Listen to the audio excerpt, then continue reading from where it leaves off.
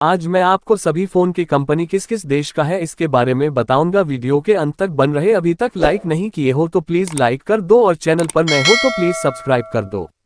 तो आपका पहला फोन है एप्पल जो अमेरिका का है। उसके बाद है सैमसंग जो दक्षिण कोरिया का है। उसके बाद है शाओमी जो चीन का है। उसके बाद है हवाई जो चीन का है। उसके बाद है ओप्पो ये भी चीन का है। उसके बाद है वीवो ये भी चीन का है। उसके बाद है वनप्लस ये भी चीन का है। उसके बाद है नोकिया ये फिनलैंड का है।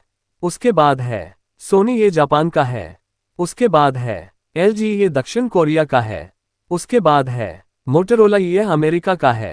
उसके बाद है लेनोवो ये चीन का है। उसके बाद है एचटीसी ये ताइवान का है।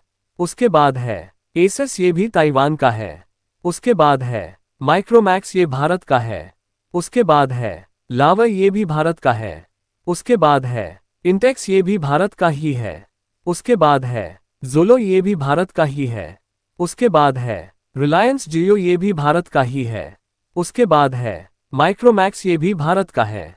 उसके बाद रियलमी ये चीन का है। उसके बाद टेक्नो ये भी चीन का ही है। उसके बाद कूलपैड ये भी चीन का ही है।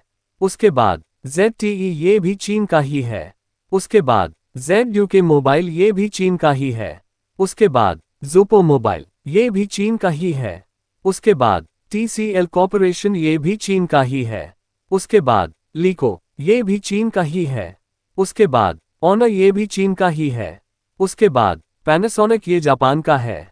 उसके बाद फुजित्सु ये जापान का है। उसके बाद टोशिबा ये भी जापान का ही है। उसके बाद हिटाची ये भी जापान का ही है। उसके बाद मित्सुबिशी इलेक्ट्रिक ये भी जापान का ही है। उसके बाद सैनसुई ये भी जापान का ही है। उसके बाद कैसियो ये भी जापान का ही है। उसके बाद पैनटेक ये दक्षिण कोरिया का है। उसके बाद KT टेक ये दक्षिण कोरिया का ही है। उसके बाद J5 ये भी चीन का ही है। उसके बाद हाई ये भी चीन का ही है। उसके बाद हाइसेंस ये भी चीन का ही है।